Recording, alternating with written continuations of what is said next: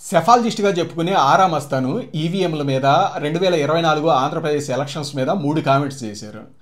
ఈవీఎంస్ని Israel technology ద్వారా hack చేయొచ్చు అన్నట్టు ఒకటి, అలాగే 2024 ఆంధ్రప్రదేశ్ ఎలక్షన్స్లో పోలైన వాటికంటే 12% ఎక్కువ ఓట్లు కౌంట్ చేశారు అనే రిపోర్ట్ ఇచ్చారు అనేసి ఒకటి, ఇంకోటి బాలినేని శ్రీనివాసరెడ్డి చేసిన రీకౌంటింగ్ పిటిషన్ మీద. వీటినే ఈ వైసీపీ వాళ్ళు సాక్షి రెగ్యులర్గా ప్రచారం చేస్తా తిప్పుతూ ఉన్నారు. అందుకే వీటిలో ఈయన మాట్లాడిన వాటిల్లో అసలు నిజాలు ఏంటి అనేది ఒకసారి చూద్దాం. అందుకే ఆయన మాట్లాడిన ఫస్ట్ స్టేట్మెంట్కి సంబంధించి ఈ 10 seconds వీడియో పెట్టి చూడండి, ఆ తర్వాత మిగతా విషయాలు మాట్లాడదాం. మీ సర్వేలు జనరల్గా అన్ని 99% కరెక్ట్గా వచ్చింది, కానీ ఊహించారు అసలు ఈ పరిణామం? ఊహించలేదండి, ఊహించలేదు. అంటే మీరు ఎక్స్పెక్ట్ చేయలేదు ఇట్లా ఏమంటారు మ్యానిపులేషన్ జరుగుతాయని, కానీ ఇట్లా ఈవీఎంలో ఎఫెక్ట్ ఒకటి, రెండు ఈ ఓటర్ల జాబితాల్లో జరిగే మతలబులు ఇవన్నీ మీరు ఊహించలేకపోయారా? అంటే జరుగుతాయని తెలుసు కానీ నేను ఊహించలేను కదా ఇట్లా జరిగింది అనేటువంటిది. అంటే మీకేమి సమాచారం లేదు దానికి సంబంధించి? సరే, ఒకవేళ సమాచారం ఉన్నా కూడా నేను ఇప్పుడు కెమెరాల ముందు వాటి విషయాలు నేను ప్రస్తావించే స్థితిలో లేను.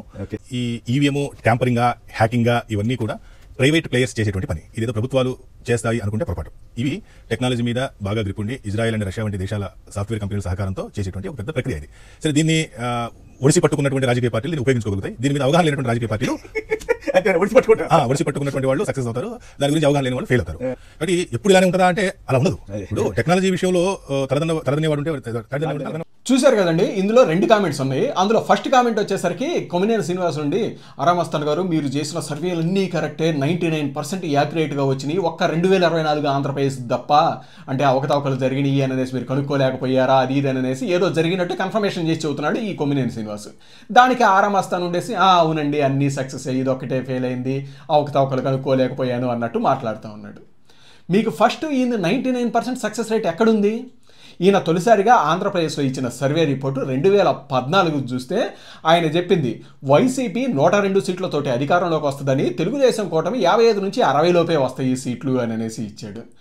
ఆ తర్వాత నీకు చూస్తే రిజల్ట్ తెలుగుదేశానికి 102 పైన వచ్చినాయి, వీళ్ళకు 60 లోపే వచ్చినాయి. ఎగ్జాక్ట్గా ఆపోజిట్ జరిగింది. అదేంటి ఎంత తప్పుగా రిపోర్ట్ ఇచ్చారు అని అనేసి ఆ తర్వాత ఈయన క్వశ్చన్ చేస్తే ఈయన చెప్పింది ఏంటంటే, నేను అది ప్రీపోల్ సర్వే ఎలక్షన్కి చాలా ముందు చేసి ఇచ్చాను, అందుకే కొంచెం తప్పు వచ్చింది అని అనేసి చెబుతా ఉన్నాడు. ఈయన ఆ రోజు సర్వే రిపోర్ట్ ఇచ్చింది ఎప్పుడు? ఏప్రిల్ 21, 2014 తేదీన. ఆ రోజు ఎలక్షన్ జరిగింది ఎప్పుడు? ఏప్రిల్ 30, 2014. అంటే ఎలక్షన్కి 9 రోజుల ముందు ఈయన సర్వే రిలీజ్ చేశాడు. వైసీపీ 100 సీట్లతో అధికారంలోకి వస్తుందని, దాన్ని డెక్కన్ క్రానికల్లో వీళ్ళ పేపర్లన్నీ పబ్లిష్ చేసినాయి. మళ్ళీ ఈయన ఉండేసి నేను ఎప్పుడో ముందు చేశాను అందుకని లేదు అని అనేసి ఈయన సర్వేని ఈయన కవర్ చేసుకోవడానికి ట్రై చేస్తూ ఉంటాడు. 9 రోజుల ముందు సర్వే రిపోర్ట్ చేస్తే ఎగ్జాక్ట్ ఆపోజిట్గా జరిగింది రిజల్ట్ ఇది. ఆ తర్వాత 2019లో ఈయన సర్వే ఇచ్చాడు, దాంట్లో వైసీపీకి 130 ఏమో వస్తాయని ఇచ్చాడు, అది కరెక్ట్గానే జరిగింది అది. ఆ తర్వాత ఈయన మళ్ళీ సర్వే చేసింది ఏది? 2020-21 టైంలో తిరుపతి బై ఎలక్షన్స్ జరిగింది కదా, ఆ ఎలక్షన్కి సంబంధించి సర్వే రిలీజ్ చేశాడు. మీకు ఆ రోజు ఆ ఎలక్షన్స్లో వైసీపీ గెలుచుద్దని అందరికీ తెలుసు, కానీ ఓట్ షేర్కి సంబంధించి అందరి ఇది కూడా ఆ రోజు ఈయన ఇచ్చింది ఏంది? తెలుగుదేశానికి 23% మాత్రమే ఓట్ షేర్ వస్తుంది అని అనేసి ఇచ్చాడు. కానీ ఆ రోజు తెలుగుదేశానికి వచ్చిందంతా 32%, అంటే 10% ఓట్ షేర్ డిఫరెన్స్.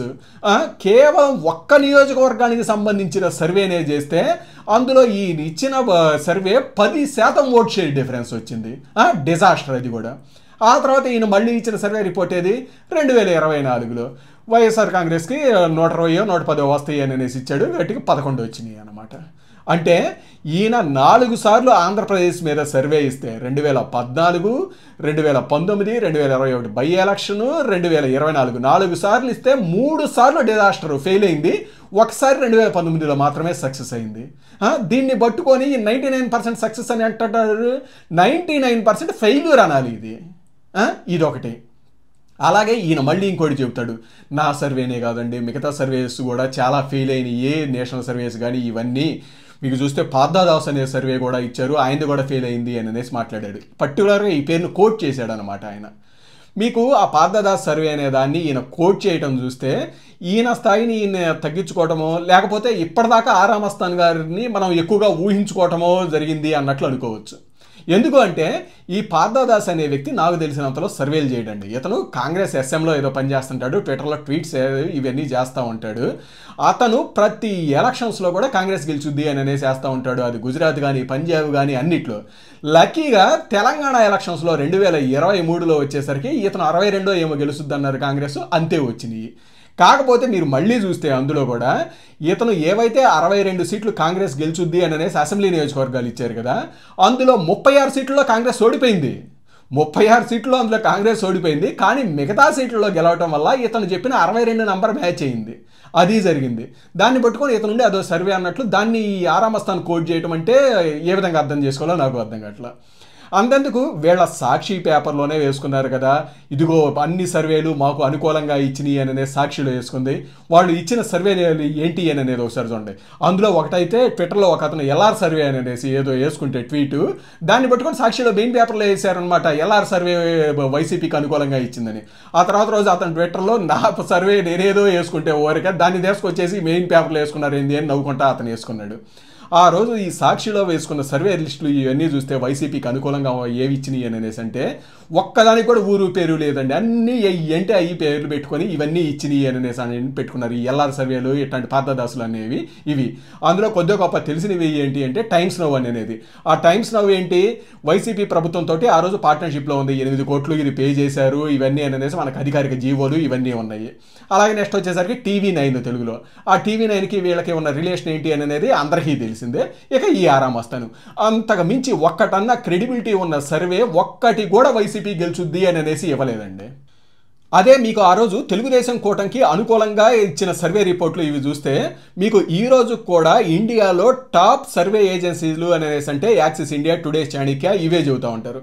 ఆ రోజు చూస్తే today's Chanakya, Axis India, India TV, C voter, CNN ఇవి అన్నీ కూడా టాప్ 6 ఏజెన్సీస్ మొత్తం కూడా తెలుగుదేశం కూటమే గెలుచుద్ది అని అనేసి ఇచ్చారు. అది కూడా ఏంటి 21 నుంచి 22 MP సీట్లు కన్ఫామ్ అని అనేసి ల్యాండ్ స్లైడ్ విక్టరీ అని అనేసి ఇచ్చారు ప్రతి సర్వే కూడా అందులో. అలాగే మన లోకల్లో కూడా కొన్ని పాపులర్ అయ్యి చూస్తే జమీన్ రైతు అనేది, ఆ జమీన్ రైతు నెల్లూరు బేస్డ్ పేపరు. అది ఎప్పటి నుంచో అది యాక్చువల్గా తెలుగుదేశానికి వ్యతిరేకంగా ఉండే పేపరు తొలి నుంచి. నాకు బాగా గుర్తు 94 ఎలక్షన్స్ టైంలో వాళ్ళు ఇచ్చిన సర్వే రిపోర్ట్ ఒకసారి చూసాను. అందులో ఏంటి వాళ్ళు మెన్షన్ చేసింది, వస్తున్నాయి పసుపు చీకట్లు అని అనేసి ఇచ్చారు. అంటే తెలుగుదేశం గెలుస్తుంది, అంధకారంగా పోతుంది రాష్ట్రం అనే మీనింగ్లో వాళ్ళు సర్వే రిపోర్ట్ ఇచ్చారు. ఆ తర్వాత 2009 ఎలక్షన్స్లో అయితే వాళ్ళు రాష్ట్రంలో కాంగ్రెస్ గెలుచుద్ది, కానీ నెల్లూరులో మాత్రం తెలుగుదేశానికి ఆధిక్యం అని అనేసి ఇచ్చారు. వాళ్ళు చెప్పినట్టే నెల్లూరులో తెలుగుదేశానికి ఎక్కువ సీట్లు వచ్చినాయి, కానీ 2009లో కాంగ్రెస్ గెలిచింది రాష్ట్రంలో. 2014లో వాళ్ళు పెట్టిన హెడ్లైన్ ఫ్యాన్ ది గోలే కానీ గాలి లేదు అని అనేసి ఇచ్చారు. అంటే వైసీపీకి గెలుస్తుంది అనే గోల తప్పిస్తే గాలి లేదు, తెలుగుదేశం అధికారంలోకి రాబోతుంది అని అనేసి ఇచ్చారు. 2019లో మాత్రం వాళ్ళు అప్పుడు కూడా తెలుగుదేశం అధికారంలోకి వస్తుంది అని ఇచ్చారు, అది ఫెయిల్ అయింది. 2024లో వచ్చేసరికి మళ్ళీ తెలుగుదేశం వస్తుంది 150 సీట్లకు పైగా అని అనేసి వాళ్ళు ఇచ్చారు, అది అంతే జరిగింది.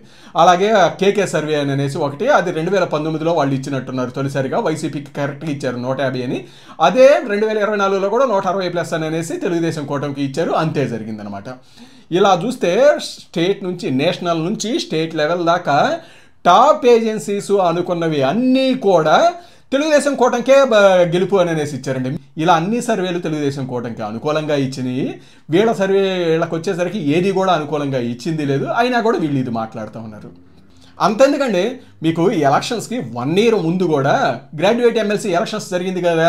ఆ ఎలక్షన్స్ ఏంటి, దాదాపుగా 108 నియోజకవర్గాల పరిధిలో 6 లక్షల ఓటర్లతోటి ఎలక్షన్స్ జరిగింది. ఆ రోజు ఉన్న 108 నియోజకవర్గాల పరిధిలో 97 నియోజకవర్గాల్లో ఆ రోజు వైసీపీ అధికారంలో ఉంది, అధికార పార్టీ ఎమ్మెల్యేలే అందులో ఉంది.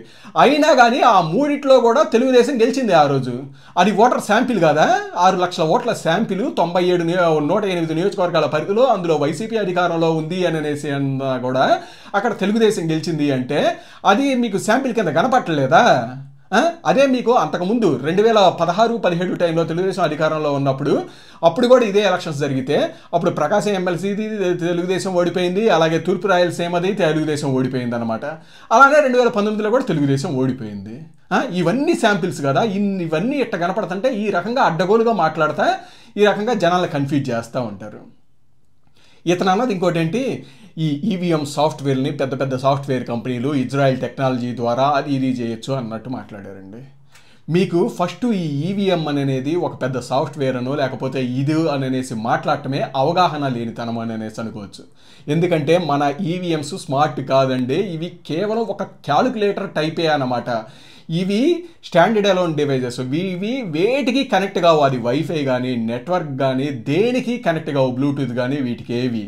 ఇది కేవలం క్యాలిక్యులేటర్ లాగా, మన క్యాలిక్యులేటర్లో ఏంటి 1 × 2 వేస్తే ఇది నెంబర్ ఇవ్వాలి అనేసి కోడ్ రాసి ఉంటుంది కదా, ఇంకా అంతే అనమాట. ఇందులో కూడా ఏంటి, ఇందులో మైక్రో చిప్ ఒకటి ఉంటుంది. ఆ చిప్లో ఈ కౌంటింగ్ మాత్రమే, కౌంట్ చేయడానికి మాత్రమే ఇది పెట్టేసి ఉంటుంది అనమాట. అది కూడా 1 టైం ప్రోగ్రామబుల్ చిప్, రెండోసారి అది ప్రోగ్రామ్ రీరైట్ చేయడానికి కానీ ఇదేమీ లేదు. కొంతమంది ఏంటంటే ఈ ఎలాన్ మస్క్ కామెంట్స్ని తీసుకొచ్చి ఇది చూపిస్తూ ఉంటారు. ఎలాన్ మస్క్ కామెంట్స్ చేసింది ఈవీఎంస్ మీద, అది యుఎస్లో ఉన్న ఈవీఎంస్ని బేస్ చేసుకోనండి. మీకు యుఎస్లో వచ్చేసరికి ప్రతి స్టేట్కి ఒక్కో టైప్ ఈవీఎంస్ వాడుతూ ఉంటారు, అన్నిటికి కూడా ఒకే టైప్ ఈవీఎంస్ కూడా వాడరు. అలాగే ఒక్కో స్టేట్లో ఒక్కొక్క ప్రైవేట్ కంపెనీ నుంచి వాళ్ళు తీసుకుంటూ ఉంటారు. మీకు అందులో అవి వైఫై కనెక్ట్ అవుతూ ఉంటాయి, చాలా వరకు కొన్ని నెట్వర్క్ కనెక్ట్ అవుతూ ఉంటాయి. అలాగే మీకు వాటిల్లో కొన్నిటికి వచ్చేసరికి కొన్ని స్టేట్స్లో వీవీప్యాట్ స్లిప్స్లో కూడా ఉండవు యుఎస్లో. అదే మన ఇండియాలో అయితే అలా కాదు. అలాగే అక్కడ యుఎస్లో వాటికి వచ్చేసరికి ఒక స్టేట్లో ఉన్న ఈవీఎంస్ ఉంటే వాటన్నిటిలోకి ఒకే టైంలో ప్రోగ్రామ్ అనేది చేంజ్ చేయొచ్చు, ఒకే టైంలో ప్రోగ్రామ్ అనేది పంపించవచ్చు అనమాట. అదే కూడా నెట్వర్క్ ద్వారా పంపించవచ్చు. అదే మన ఇండియాలో ఉన్నవి అయితే ఇవి ప్రైవేట్ వాటి ద్వారా చేసింది కాదు, మన గవర్నమెంట్ వాటి ద్వారా బిఎల్, ఈసీఎల్ వీటి ద్వారా చేసినవి. అలాగే వీటిని ఒకేసారి అన్ని ఈవీఎంలోకి ఒకే ప్రోగ్రామ్ పంపించడం కూడా జరగదు. ప్రతి ఈవీఎంలో కూడా ఒక చిప్ ఉంటుంది, ఆ చిప్ను మాన్యువల్గా పెట్టడమే అన్నమాట. ప్రతి దాన్ని మాన్యువల్గా తీసుకెళ్ళి ఆ చిప్ పెట్టడమే. అలాగే ఆ చిప్ వచ్చేసరికి మళ్ళీ రెండోసారి రీరైట్ చేయడానికి కూడా కుదరదు. రీరైట్ చేయడానికి వస్తే మొత్తం ఫెయిల్ అయిపోద్ది. అది మొత్తం ఆ ఈవీఎంలో ఇది ప్రతి చిప్ పెట్టిన తర్వాత వాటిని సీల్ చేస్తారు. సీల్ చేసి మన దగ్గరికి తీసుకొచ్చిన తర్వాత ఆ రోజు పోలింగ్ డే రోజు ఉదయం పూట అందరికీ తెలిసిందే కదా, మాక్ పోలింగ్ చేస్తారనమాట. మాక్ పోలింగ్ చేసి అన్ని సింబల్స్కి కరెక్ట్గానే పడుతున్నాయా లేదా ఇది అని అనేసి చూస్తారు. అన్నీ పడుతున్నాయి, అంతా కరెక్ట్గానే ఉంది అన్న తర్వాతే దాన్ని యూజ్ చేస్తారనమాట. ఏ నెట్వర్క్కి దేనికి కరెక్ట్గా దాన్ని అసలు స్మార్ట్ దాన్ని కానీ ఇతను వచ్చేసి ఏదో ఒక సాఫ్ట్వేర్ అదేదో పెద్ద ఇది అన్నట్లు ఇతను మాట్లాడుతూ ఉన్నారనమాట. దీన్ని బట్టి వీళ్ళ అవగాహన ఏంటి, లేకపోతే వీళ్ళు కావాలని మాట్లాడుతున్నారా అనేది అర్థం చేసుకోవచ్చు. ఇక నెక్స్ట్ ఈయన చేసిన రెండో కామెంట్కి సంబంధించి ఈ 10 seconds వీడియో పెట్టి ఒకసారి చూడండి. తెలంగాణ 12.5% ఓట్లు పెరిగినాయి మీరు నమ్ముతున్నారా? నమ్మితే అంటే ఆల్రెడీ ఆఫ్ కోర్స్ వచ్చింది అనుకోండి. ఓవరాల్ గా ఇట్లాంటి అబ్జర్వేషన్స్ ఏంటి, ఏమేమి అవకాశాలు జరిగినాయి? ఈ ఓట్ల పెరుగుదల విషయంలో ఓట్ ఫర్ డెమోక్రసీ అనేటువంటి సంస్థ పోలింగ్ అయిపోయిన తర్వాత కొద్ది రోజులకి 226 పేజీల నివేదికను ఎలక్షన్ కమిషన్కి ఇవ్వడం జరిగింది. అలాగే రాజకీయ పార్టీలు కూడా ఇవ్వడం జరిగింది. వారి లెక్క ప్రకారం 12.54% ఓట్లు ఆంధ్రప్రదేశ్లో పోల్డ్ ఓట్స్ కంటే కౌంటెడ్ ఓట్స్ ఎక్కువ ఉన్నాయి అని చెప్పడం జరిగింది. సహజంగా చిన్న విషయం, చాలా పెద్ద విషయం, ప్రజాస్వామ్యాన్ని పరిహసించేటువంటి విషయం. రెండోది ఎలక్షన్ కమిషన్ ఏం చేయాలంటే వాళ్ళు చేసినటువంటి ఆరోపణలో కనుక నిజం లేకుంటే వెంటనే వారి మీద కేసు నమోదు చేయాలి, వారి మీద చట్టపరమైనటువంటి చర్యలు తీసుకోవాలి. అటువంటి చర్యలు ఏమీ తీసుకోలేదు కాబట్టి ఓట్ ఫర్ డెమోక్రసీ అనేటువంటి సంస్థ చేసినటువంటి ఆరోపణలు నిజమని నమ్మాల్సి వస్తుంది. చూశారు కదండి, ఇతను అంటుంది ఏంటంటే ఓట్ ఫర్ డెమోక్రసీ అనే సంస్థ ఆంధ్రప్రదేశ్లో పోలైన ఓట్ల కంటే 12% ఎక్కువ ఓట్లను కౌంట్ చేశారు అనే రిపోర్ట్ ఇచ్చింది అని అనేసి మాట్లాడుతూ ఉన్నారు. మీకు ఆ ఓట్ ఫర్ డెమోక్రసీ అనే సంస్థ ఇచ్చిన రిపోర్ట్ ఇది. వాళ్ళు ఇచ్చింది ఏంటి, ఆంధ్రప్రదేశ్లో 5 దాకా పోలైన ఓట్లు 69% అని అనేసి చెప్పారు. ఆ తర్వాత 2 రోజులకి మొత్తం 80% ఓటింగు అని అనేసి చెప్పారు. అంటే 12% ఎక్కువ ఓట్లు పెరిగినాయి. ఇది హైక్డ్ ఓటు అని అనేసి అంటారు. అలానే ఒరిస్సాలో 10% అని, మహారాష్ట్రలో 10% అని ఇలా ఇచ్చారనమాట. ఇక్కడ అర్థం కాదు ఏంటంటే, అంటే 5 తర్వాత ఓట్లు వేసిన వాళ్ళందరూ ఓటర్లు కాదు అని అనేసి వీళ్ళ మీనింగ్. మీకు చూస్తే మనకున్న ప్రొసీజర్ ఏంటి, 6 లోపు లైన్లో ఉన్న వాళ్ళందరికీ కూడా ఓటు హక్కు కల్పించాలి ఎన్నింటి దాకైనా అని అనేసి. అలానే 2019 ఎలక్షన్స్లో కూడా చూస్తే అర్ధరాత్రి 1 గంట దాకా 2 దాకా ఎలక్షన్ జరిగింది కదా. మీకు ఆ రోజు కూడా 5 దాకా ఎంత పోలైంది అని అనేసి ఇచ్చారు. ఆ తర్వాత 2 రోజులకు మొత్తం పోలింగ్ కలిపి 80% పోలైంది అని ఇచ్చారు. అలానే 2024లో కూడా ఏమని ఇచ్చారు, 5 దాకా 68% అని ఇచ్చారు. ఆ తర్వాత 2 రోజులకి మొత్తం కలిపి 81%. 2019లో 80 అయితే 2024లో 81%. మీకు ఏంటి జరిగేది, 5 తర్వాత కూడా ఉండేసి 6 దాకా లైన్లో ఉన్న వాళ్ళందరి, అలాగే ఆ పోస్టల్ బ్యాలెట్ ఓట్స్ ఇవన్నీ కలిపి ఆ తర్వాత పర్సంటేజ్ అనేది ఇస్తారు. అంతెందుకు, మీకు మన తెలంగాణ ఎలక్షన్స్ చూసుకున్నా కానీ 2023 అందులో కాంగ్రెస్ గెలిచింది కదా, అందులో ఏంటి పోలింగ్ రోజు 63% పోలైంది 5 దాకా అని అనేసి ఇచ్చారు. ఆ తర్వాత 2 రోజులకి 71%, అంటే 8% పెరిగినట్టు అనేసి ఇచ్చారనమాట. ఆంధ్రప్రదేశ్లో కూడా అంతే ఇచ్చారు. అలాగే మీకు ఆ రోజు వీళ్ళ సాక్షి పేపర్లోనే చూసుకోండి, సాక్షి పేపర్లో కూడా ఏమని క్లియర్గా ఇచ్చారు, ఆ రోజు ఈసీఐ ఇచ్చిన స్టేట్మెంటు 5 దాకా పోలైంది ఈ 68.5%. అలాగే రాత్రి 9 దాకా కూడా 3500 పోలింగ్ బూతుల్లో పోలింగ్ జరుగుతూనే ఉంది. అలాగే రాత్రి 10:30, 11 దాకా 400 బూతుల్లో పోలింగ్ జరుగుతూ ఉంది. వీటన్నిటిని, అలాగే పోస్టల్ బ్యాలెట్ని వీటన్నిటిని కన్సాలిడేట్ చేసి రిపోర్ట్ ఇస్తాము అని అనేసి చెప్పారు. అలాగనే వీటన్నిటిని కన్సాలిడేట్ చేసేసి 80%, 80 అనేసి ఇది ఇచ్చారనమాట. ఏంటి ఇందులో ఇవన్నీ హైక్డ్ ఓట్ అంటే ఇవన్నీ ఓట్లు కావా లేకపోతే ఓటర్స్ కాదా వాళ్ళందరూ? సరే అది కాదు, ఇంకోటి చూడండి, మీకు వాళ్ళందరూ ఏదో ఓట్లు కాదు వేసారనో లేకపోతే ఏదో కౌంట్ చేశారని అనేసే వీళ్ళు అన్నట్టు అనుకుంటే, మీకు మన ప్రొసీజర్ ఏంటి? ఎలక్షన్ రోజు అన్ని పార్టీలకు సంబంధించిన ఏజెంట్లు అక్కడ ఉంటారు కదా, ఆ రోజు ఏంటి మాక్ పోలింగ్ అయిపోయిన తర్వాత ప్రతి ఒక్కళ్ళు ఎవరైతే ఓటు వేయడానికి వస్తారో ఆ ఓటర్ ఐడిని ఇది మొత్తం పెట్టుకొని ఎవరికి వాళ్ళు మాన్యువల్గా టిక్ పెట్టుకుంటూ ఉంటారు, ఇదిగో ఈ ఓటు అయిపోయింది ఈ ఓటు అయిపోయింది అని అనేసి. ఆ రోజు ఎలక్షన్ అయిపోయిన తర్వాత మొత్తం అటు ఆ ఏజెంట్ దగ్గర ఎన్ని ఓట్లు పోలేని అన్నట్లు అతని దగ్గర కౌంట్ ఉంటుంది, ఇతని దగ్గర కౌంట్ ఉంటుంది, మాన్యువల్గా కౌంట్ చేసింది. దాన్ని ఈవీఎంలో పడిన ఓట్లతోటి కౌంట్ తోటి మ్యాచ్ చేస్తారు. మొత్తం మ్యాచ్ అయిన తర్వాత ఫామ్ 17C అని అనేసి ఉంటుంది. ఆ ఫామ్ 17Cలో క్లియర్గా రాస్తారనమాట, ఇదిగో ఈ బూత్లో ఈ ఊళ్ళో ఇన్ని ఓట్లు పోలేని అని అనేసి. దాని మీద ఈ అన్ని పార్టీల ఏజెంట్లు అక్కడ ఉన్నవాళ్ళు సంతకాలు చేస్తారు. ఆ తర్వాత ఈవీఎంని సీల్ చేస్తారు. ఆ సీల్ మీద కూడా ఈ పార్టీ ఏజెంట్లు సంతకాలు చేస్తారు. మీకు ఆ తర్వాత కౌంటింగ్ రోజు ఆ ఈవీఎంని తీసుకొచ్చిన తర్వాత ఫస్ట్ ఆ సీల్ కరెక్ట్గా ఉందా లేదా అని అనేసి చూస్తారు. వీళ్ళు సంతకాలు చేసి కరెక్ట్గానే ఉందా లేదా, ఏమైనా సీల్ ఏమైనా బ్రేక్ అయిందా ఇది అని అనేసి. అది కరెక్ట్గానే ఉంది అన్న తర్వాత ఫస్ట్ అసలు మొత్తం ఆ ఈవీఎంలో పోలైన ఓట్లు ఏంటి అని అనేసి మొత్తం ఓట్ల కౌంట్ చూస్తారు. అప్పుడు ఆ ఓట్ల కౌంట్ని ఆ రోజు ఏదైతే ఎలక్షన్ రోజు ఫామ్ 17Cలో రాస్తారు కదా, ఈ బూత్లో ఇన్ని ఓట్లు పోలేని అని అనేసి అన్ని పార్టీల వాళ్ళు సంతకం చేస్తారు కదా, ఆ ఓట్ల కౌంట్ తోటి మ్యాచ్ అయితేనే కౌంటింగ్కి వెళ్తారు, లేకపోతే కౌంటింగే చేయరు. వీరు అన్నట్టు ఏమన్నా అర్ధరాత్రి లేకపోతే ఏమైనా వేసినయో లేకపోతే ఆ తర్వాత వేసిన ఓట్లో ఇది లేకపోతే ఇది అనుకుంటే మీకు ఆ రోజు ఆ ఏజెంట్లు అన్ని పార్టీల ఏజెంట్ల సంతకాలు ఎలా చేస్తారు? ఆ సంతకాలు మ్యాచ్ అయితేనే కదా తర్వాత ఫామ్ 17Cలో ఇది పెట్టేది. అలాగే అదే రోజు ఆ సెగ్మెంట్లో ఒక 5 ఈవీఎంలని వీవీప్యాట్ల స్లిప్లతోటి మాన్యువల్గా వెరిఫై చేస్తారు. అందులో కూడా కౌంటింగ్ మ్యాచ్ అయిన తర్వాతే అఫీషియల్గా రిలీజ్ చేస్తారు. ఇది జరిగింది. ఇంకెక్కడ ఏంటి హైక్డ్ ఓటు లేకపోతే ఇది పెరిగిన ఓటు? ఏ రకంగా చెబుతారు దీని మీద? ఈయనుండి అనేసి అంటారు ఏంటి, వాళ్ళు చెప్పింది తప్పే అయితే వాళ్ళ మీద చర్యలు తీసుకోవాలి కదా, చర్యలు తీసుకోలేదు కాబట్టి నాకు అనుమానంగా ఉంది, ఏదో జరిగినట్టే అనుకోవాలి అన్నట్లు ఇతను మాట్లాడుతూ ఉన్నాడు. మీకు ఏదైతే ఆ ఓట్ ఫర్ డెమోక్రసీ అనే సంస్థ అది ఆ రోజు మాట్లాడారో, అది సంస్థ కాదు, ఒక 4 రిటైర్డ్ ఎంప్లాయీస్ వచ్చేసి ఒక దీనిలాగా పెట్టుకొని వాళ్ళు కామెంట్స్ చేశారనమాట. ఇప్పుడు మన దగ్గర కూడా చాలామంది రిటైర్డ్ ఎంప్లాయీస్ ఒక సంస్థలాగో ఇది పెట్టేసుకొని చేస్తుంటారు. ఇప్పుడు నిమ్మగడ్డ రమేష్ గారు అలాగే ఎల్వి సుబ్రహ్మణ్యం గారు పెట్టేసి ఒకటని అనేసి, అంతకుముందులో 2019 టైంలో అజయ్ కల్లాం రెడ్డి, ఐవీఆర్ కృష్ణారావు వీళ్ళందరూ కలిసి కూడా ఒకటి పెట్టేసి తెలుగుదేశం మీద కామెంట్స్ చేయడం చేయట్లా. అలానే ఇలాంటి ఒక సంస్థ వీళ్ళు ఉండేసి వీళ్ళు కూడా ఒక ఆర్గనైజేషన్గా ఇది చేసి వీళ్ళు ఆ రిపోర్ట్ లాగా ఇది చేసి కామెంట్స్ చేశారనమాట. దాని మీద ఆ రోజే election commission of India respond అయింది. రెస్పాండ్ అయ్యేసి ఇవన్నీ తప్పుడు ఆరోపణలు, మేము ఆ రోజే క్లియర్ కట్గా స్టేట్మెంట్స్ ఇది ఇచ్చాము, అది 5 దాకా పోలేని ఓట్లు, ఆ తర్వాత నైట్ పోలేని ఓట్లు, అలాగే పోస్టల్ బ్యాలెట్ ఓట్లు అన్నీ కలిపి ఇవన్నీ కలిపేసి ఇచ్చాము, అది ముందు నుంచి ఉన్న ప్రొసీజరే, ఈ ఎలక్షన్కే కాదు అన్ని ఎలక్షన్స్ కూడా అని అనేసి. ఇంకేం చేస్తారు ఈసీ వాళ్ళు? చర్యలు తీసుకోవాలి కదా అని అనేసి అంటున్నాడు అనమాట ఇతను. ఇదే లాజిక్ ప్రకారం వీళ్ళ మీద కూడా చర్యలు తీసుకోవాలి కదా. మీకేంటి ఈ ఆరామస్తానే అనే అతను ఈయన ఇండియాలోనే పెద్ద సెఫాలజిస్ట్ అని అనేసి ఈయన చెప్తారు. ఇక కొమ్మినేని శ్రీనివాసరావు అయినా నేను ఆంధ్రప్రదేశ్లోనే అతిపెద్ద సీనియర్ జర్నలిస్ట్ని అది ఇది అని అనేసి ఈయన చెప్పుకుంటూ ఉంటారు. సాక్షి ఛానల్ చాలా పెద్ద ఛానల్ అని అనేసి చెప్పుకుంటూ ఉంటారు. మరి అలాంటి ఛానల్లో కూర్చొని ఇలాంటి వీళ్ళు దీని మీద ఈవీఎంలని ఇజ్రాయిల్ వాళ్ళు హ్యాక్ చేయొచ్చు, లేకపోతే ఎక్కువ ఓట్లతోటి కౌంట్ చేశారు, ఇది ఇది అని అనేసి డిక్లేర్ చేసి వీళ్ళు కామెంట్స్ చేస్తూ ఉన్నారు. మరి ఇలా కామెంట్ చేసినందుకు వీళ్ళ మీద కూడా చర్యలు తీసుకోవాలి కదా. మరి వీళ్ళ మీద చర్యలు తీసుకుంటే వీళ్ళు ఊరుకుంటారా? ఏమంటారు? అయ్యో ఏంది అన్యాయము, మేము కామెంట్ చేశాము, అది తప్పు అయితే తప్పు, ఒప్పు అయితే ఒప్పు అని అనేసి చెప్పొచ్చు. అలా కాకుండా ఇలా చర్యలు తీసుకోవటం ఏంటి నియంతృత్వం, ఏంటి డిక్టేటర్షిప్ అని అనేసి వీళ్ళే మాట్లాడతారనమాట. ఇదనమాట.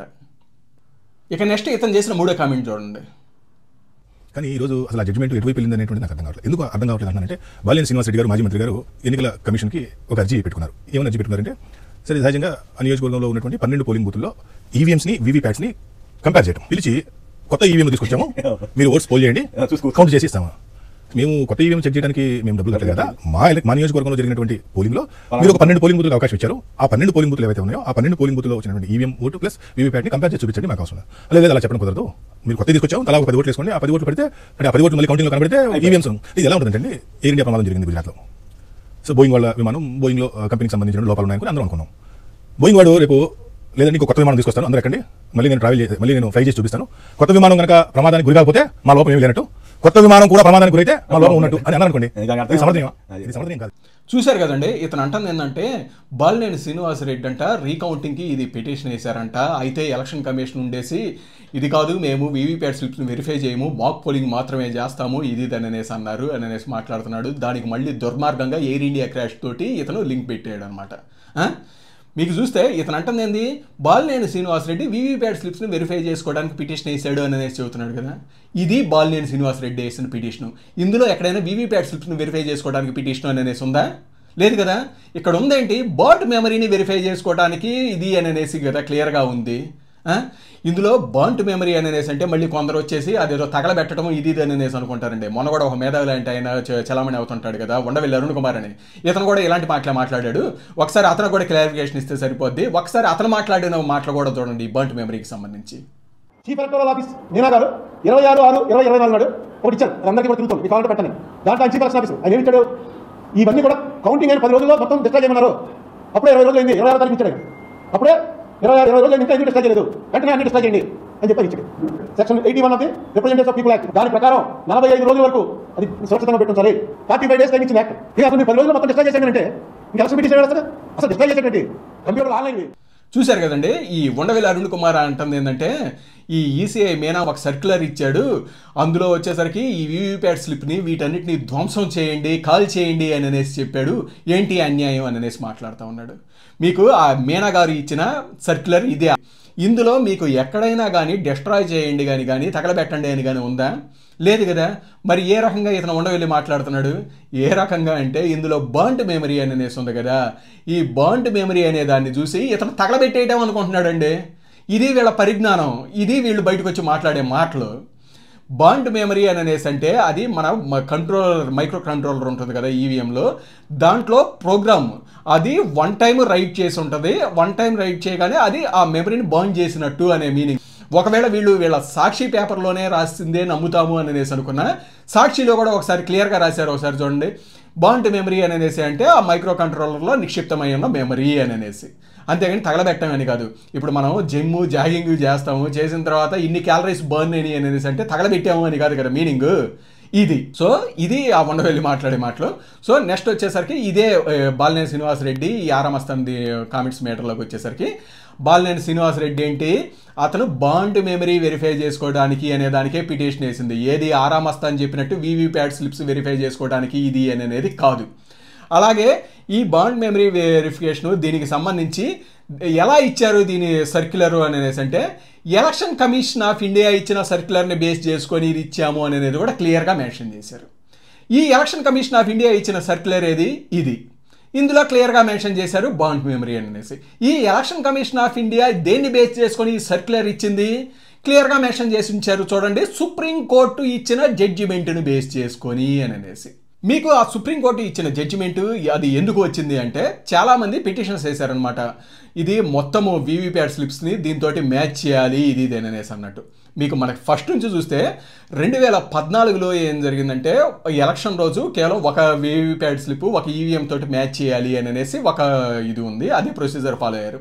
అయితే 2019 ఎలక్షన్స్కి ముందు చంద్రబాబు నాయుడు గారు కోర్టులో కేసేసి 50% వీవీప్యాట్ స్లిప్స్ ఈవీఎం తోటి మ్యాచ్ చేయాలి అనేసేస్తే ఆ రోజు సుప్రీంకోర్టు ఉండేసి అలా కాదు, వాళ్ళు చెప్పినట్టు ఒకటి ఈవీఎం ఇది కరెక్ట్ కాదు, అలాగే మీరు చెబుతున్నట్లు 50% ఇచ్చేయటం కూడా కరెక్ట్ కాదు, ఎందుకంటే చాలా మ్యాన్ పవర్ కావాల్సి ఉంటుంది, చాలా ఇబ్బందులు కూడా వస్తాయి, కాబట్టి 5 ఈవీఎంలని వెరిఫై చేసుకునే ఇది అనేసి ఆ రోజు 2019లో ఇచ్చిన జడ్జిమెంట్.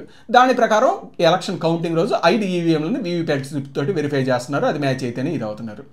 2024లో ఏమని వేశారంటే ఈ 50% ఇది వెరిఫికేషను ఇది అనేసి వేస్తే ఆఫ్టర్ ఎలక్షన్ దానికి సంబంధించి వీళ్ళు ఉండేసి సుప్రీంకోర్టు ఏమని జడ్జిమెంట్ ఇచ్చింది, దానికి 50% అనేది కరెక్ట్ కాదు, 5% బర్న్ట్ మెమరీ వెరిఫికేషన్కి సంబంధించి. ఇది ఎందుకు ఇచ్చారు అంటే ఆ రోజు election commission of India arguments ఏంటంటే ఈ 5% ఈవీఎంలని వీవీప్యాట్ స్లిప్లని వెరిఫై చేయటము అది కూడా ఏంటి రీకౌంటింగ్ దాంట్లో అనేసి అంటే చాలా ప్రాక్టికల్ ప్రాబ్లమ్స్ అనేవి వస్తాయి. మీకు 5% ఈవీఎంలు అంటే లెట్సే మన అసెంబ్లీ నియోజకవర్గానికి వచ్చేసరికి 250 ఇలా ఉంటాయి, అంటే దాదాపుగా ఒక 12 ఈవీఎంలని ఇలా తీసుకోవాల్సి ఉంటుంది. ఒక ఎంపీ నియోజకవర్గానికి వచ్చేసరికి మొత్తం కలిపి దాదాపుగా ఒక 80 తీసుకోవాల్సి ఉంటుంది. ఆ ఎంపీ నియోజకవర్గంలో ఉన్న 7 నియోజకవర్గాలు కలిపి మొత్తం 80. అంటే ఒక్కదానికి రీకౌంటింగ్ దానికి వేస్తే పిటిషను దాదాపుగా 160 ఈవీఎంలు వీవీప్యాట్ స్లిప్లని బేచ్ చేయాల్సి ఉంటుంది. ఇది చాలా టైం టేకింగ్ ప్రాసెస్. మనకి కౌంటింగ్ రోజు వచ్చేసరికి మాకు అంత మ్యాన్ పవర్ ఇదంతా ఉంటుంది, కానీ రీకౌంటింగ్ దానికి ఇది పిటిషన్ వేసిన తర్వాత మళ్ళీ అంత మ్యాన్ పవర్ను పెట్టేసి వీటన్నిటిని వెరిఫై చేసుకోవాలి అంటే చాలా చాలా టైం పట్టుద్ది. రిజల్ట్స్ డిక్లేర్కి కూడా మళ్ళీ అఫీషియల్గా చాలా టైం పట్టుద్ది. దీన్ని అవకాశంగా తీసుకొని చాలా రాజకీయ పార్టీలు, చాలా రాజకీయ నాయకులు కూడా వచ్చేసి అందరూ వచ్చేసి ఆ పిటిషన్స్ వేసేస్తారు అన్నట్లు వీళ్ళు ఆర్గ్యుమెంట్ ఇదంతా చేశారు. అలాగే వీళ్ళు చెప్పింది ఇంకోటి ఏంటంటే, మీకు ఈవీఎంల మీద డౌట్ ఉంటే ఈవీఎం ఆ రోజు ఎలక్షన్ రోజు ఫస్ట్ మీ ఏజెంట్లు అందరూ ఉంటారు, అందరి ముందే మాక్ పోలింగ్ ఇది చేస్తాం, అది కరెక్ట్గా ఉంది అన్న తర్వాతే వెళ్ళేసి ఎలక్షన్ దీనికి వెళ్ళిపోతాము. అలాగే ఆ తర్వాత ఎలక్షన్ అయిపోయిన తర్వాత రిజల్ట్స్ రోజు కూడా ఆ ఈవీఎం వీవీప్యాట్ స్లిప్ని 5టిని మ్యాచ్ చేస్తాం, 5 ఈవీఎంలతోటి 5 వీవీప్యాట్ స్లిప్లతోటి, అది కూడా కరెక్ట్గా ఉంది అన్న తర్వాతే రిజల్ట్స్ డిక్లేర్ చేస్తాం. ఇంకా మీకున్న డౌట్ అలా ఏంటిది, ఎలక్షన్ అయిపోయిన తర్వాత అండ్ రిజల్ట్స్ మధ్యలో ఈవీఎంలను ఏమన్నా ఇది చేశారు అనే దాని మీద కదా మీరు రీకౌంటింగ్ అడిగేది, అప్పుడు ఆ ఈవీఎం మిషన్స్ని వెరిఫై చేసుకుంటేనే సరిపోద్ది కదా అన్నట్లు ఈసీఐ వాళ్ళు ఆర్గ్యుమెంట్ చేశారు. అప్పుడు సుప్రీంకోర్టు కూడా దీనికి కన్విన్స్ అయ్యి అవును కరెక్టే అని అనేసి, సో రీకౌంటింగ్కి వచ్చేసరికి 5% ఈవీఎంలని బర్న్డ్ మెమరీని వెరిఫై చేసుకునేటట్లు అని అనేసి వాళ్ళు ఆ రోజు ఇచ్చిన జడ్జిమెంట్, ఇదే జడ్జిమెంట్ క్లియర్గా అనమాట. దానికి సంబంధించే దాన్ని బేస్ చేసుకుని election commission of India circular ఇచ్చింది. దాన్ని బేస్ చేసుకుని బాలినేని శ్రీనివాస్ రెడ్డి కూడా క్లియర్గా బర్న్డ్ మెమరీ వెరిఫికేషన్ అనేసి పిటిషన్ ఇదన్నీ వేసుకున్నాడు. అలాగే ఒక్కొక్క ఈవీఎంకి వచ్చేసరికి 40,000 రూపాయలు అనమాట ఆ రోజు డిపాజిట్ చేయాల్సింది, అలానే డిపాజిట్ చేసేసే ఇది చేశారనమాట. ఇప్పుడు మళ్ళీ రూల్ మార్చారు, 40,000 కాదు 20,000 అని అనేసి, అది వేరే విషయం. సో ఆ రోజు అంతే పిటిషన్ వేసుకున్న తర్వాత వీళ్ళు వచ్చేసరికి అరేంజ్మెంట్స్ అన్నీ చేశారనమాట ఎలక్షన్ కమిషన్ ఆఫ్ ఇండియా. అలాగే బీఏఎల్ నుంచి ఈసీఎల్ నుంచి ఇంజనీర్స్ని వీళ్ళని తీసుకొచ్చేసి మీరు సెలెక్ట్ చేసుకోండి ఈవీఎంస్ అంటే, ఆయన ఏవో 12 ఈవీఎంలు సెలెక్ట్ చేసుకున్నారు. సెలెక్ట్ చేసుకున్న తర్వాత వాటి మీద ఈ మాక్ పోలింగ్ చేయండి అని అనేసి అంటే అతను ఉండేసి తూచి నేను ఎలా కాదు, నాకు వీవీప్యాట్ స్లిప్ని వీటన్నిటిని వెరిఫై చేయాలి ఇది అని అనేసి అన్నారు. దానికి వాళ్ళు ఉండేసి ఇదిగోండి సుప్రీంకోర్టు జడ్జిమెంట్ ఇది, ఎలక్షన్ కమిషన్ ఆఫ్ ఇండియా ఇచ్చిన సర్క్యులర్ ఇది, దాన్ని బేస్ చేసుకొని మేము ఇచ్చిన ఎస్ఓపి ఇదే జరుగుద్ది, కానీ మీరు చెప్పినట్లు ఇలా జరగదండి ఇది అని అనేసి అంటే అతను అది కాదు ఇది అని అనేసి హైకోర్టుకి వెళ్ళాడు అనమాట. హైకోర్టులో వేస్తే హైకోర్టు కూడా దాన్ని డిస్మిస్ చేసింది. ఇది జరిగింది. ఇక్కడ హైకోర్టు అదే చెప్పింది, సుప్రీంకోర్టు అదే చెప్పింది, ఎలక్షన్ కమిషన్ ఆఫ్ ఇండియా అదే సర్క్యులర్ ఇచ్చింది. అలాగే ముందే మాక్ పోలింగ్ ద్వారా వెరిఫై చేసుకున్నారు, అలాగే రిజల్ట్ రోజు ఈవీఎం వీవీప్యాట్ స్లిప్ని వెరిఫై చేసుకున్నారు. ఆ తర్వాత మళ్ళీ మైక్ పోలింగ్కి ఇదంతా అవకాశం ఇదంతా ఇచ్చారనమాట. దీన్ని బేస్ చేసుకుని ఇతను ఉండేసి ఎయిర్ ఇండియా క్రాష్ తోటి దీన్ని కంపేర్ చేస్తూ ఉన్నాడు. మీకు ఇక్కడ ఏంటి, ఏదో కొత్త ఈవీఎంలు తీసుకొచ్చి ఇది చేస్తామని అనేసి అలా ముందే ఈవీఎంలను వెరిఫై చేసుకున్నారు మాక్ పోలింగ్ ద్వారా. ఈ వీవీప్యాట్ స్లిప్ని 5 స్లిప్ని ఆ రోజు కౌంటింగ్ రోజు చేసుకున్నారు. మళ్ళీ తర్వాత కూడా ఏదైనా డౌట్ ఉంటే మళ్ళీ అదే ఈవీఎంలని ఏదైతే ఈయన సెలెక్ట్ చేసుకుంటారో ఆ ఎలక్షన్ ఆయన అసెంబ్లీ నియోజకవర్గంలో వాటినే తీసుకొచ్చి ఈయన ముందు పెట్టారు మళ్ళీ వెరిఫై చేసుకోమని. అంతేగాని ఈయన చెబుతున్నట్టు కొత్త ఏరోప్లేన్ తీసుకొచ్చి ఇది మొత్తం వెరిఫై చేసుకోమని అన్నట్టు కాదు. ఆ వీళ్ళు వాడిన దాన్నే తీసుకొచ్చి ఇందులో ఏం తప్పు ఉందో ఎక్కడ తప్పు జరిగిందో చూపించమని అడుగుతున్నారు. అది లేని దాన్ని ఇతను ఉండేసి క్రాష్ అయిపోయింది తప్పు అయిపోయింది అన్నట్లు ఇతను మాట్లాడుతూ ఉన్నారు. ఏమనాలి వీళ్ళని? సో మొత్తంగా ఇదండి వీళ్ళు చేస్తున్న 3 కామెంట్లు. ఏది ఇజ్రాయెల్ టెక్నాలజీ ద్వారా హ్యాకింగ్ ఇవన్నీ అని అనేసి అంటే మీకు అది వచ్చేసరికి అది స్మార్ట్ డివైజే కాదు ఈవీఎం అనేది, అది స్టాండర్డ్ అలోన్ డివైస్. యూఎస్లో ఉన్న ఈవీఎంస్కి మన ఈవీఎంస్కి చాలా చాలా డిఫరెన్స్ ఉంది. ఇది ఏ నెట్వర్క్ తోటి దేనితోటి కనెక్ట్ అనేది కాదు, అసలు దేనితోటి కనెక్ట్ కాని డివైస్ని మనం ఏ విధంగా హ్యాక్ చేయగలుగుతాము అనేది ఎలక్షన్ కమిషన్ ఆఫ్ ఇండియా తొలి నుంచి రేజ్ చేస్తున్న క్వశ్చన్. ఇంతవరకు ఎవరు దాన్ని ప్రూవ్ చేసింది కూడా లేదనమాట, అది హ్యాక్ చేయడం జరిగింది అని అనేసి కానీ ఇది కానీ. అలాగే ఇతను చెబుతున్నట్టు నా సర్వే 99% సక్సెస్ ఇది అని అనేసి అంటున్నాడు కదా. ఈయన సర్వేలు 2014లో ఆంధ్రప్రదేశ్లో ఈయన ఇచ్చిన తప్పు, 2020లో బై ఎలక్షన్లు ఇచ్చిన తప్పు, 24లో ఈయన 4 సార్లు సర్వే ఇస్తే ఆంధ్రప్రదేశ్ మీద 3 సార్లు ఈయన ఆరామస్తుంది తప్పు అని అనేసి ప్రూవ్ అయింది. అలాగే 12% ఓట్లు ఎక్కువ కౌంట్ చేశారు అని అనేసి ఈయన ఓట్ ఫర్ డెమోక్రసీ అని ఇస్తుంది కూడా, అది కూడా తప్పు. మీకు ఏంటి అది 5 దాకా పోలేని ఓట్లు, ఆ తర్వాత నుంచి పోలేని ఓట్లకు సంబంధించి మొత్తం కూడా రికార్డెడ్గా ఇవన్నీ ఇచ్చారు. అలాగే ఆ రోజు ఏదైతే ఎలక్షన్ జరిగిద్దో ఆ ఎలక్షన్ రోజే అన్ని బూతుల్లో కూడా ఎవరు పార్టీ ఏజెంట్లు వాళ్ళు ఉంటారు, వాళ్ళందరూ ఫామ్ 17C మీద ఎన్ని ఓట్లు పోలేని అని అనేసి వాళ్ళు రాసి డిక్లేర్ చేసి సంతకం చేసిన తర్వాత ఆ ఈవీఎంని సీలేస్తారు.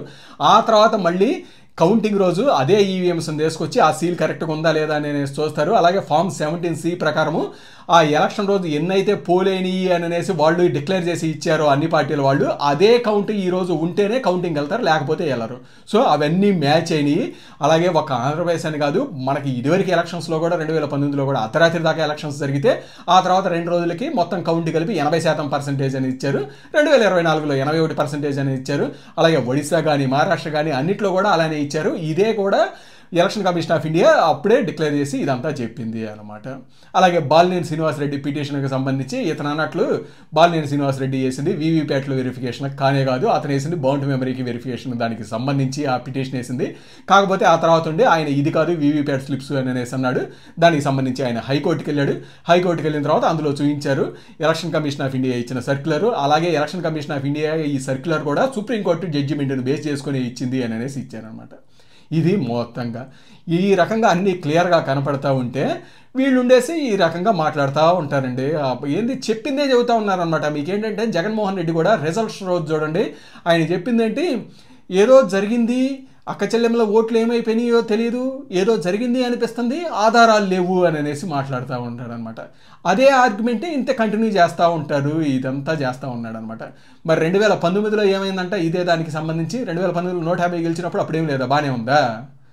సో మొత్తంగా ఇదండి.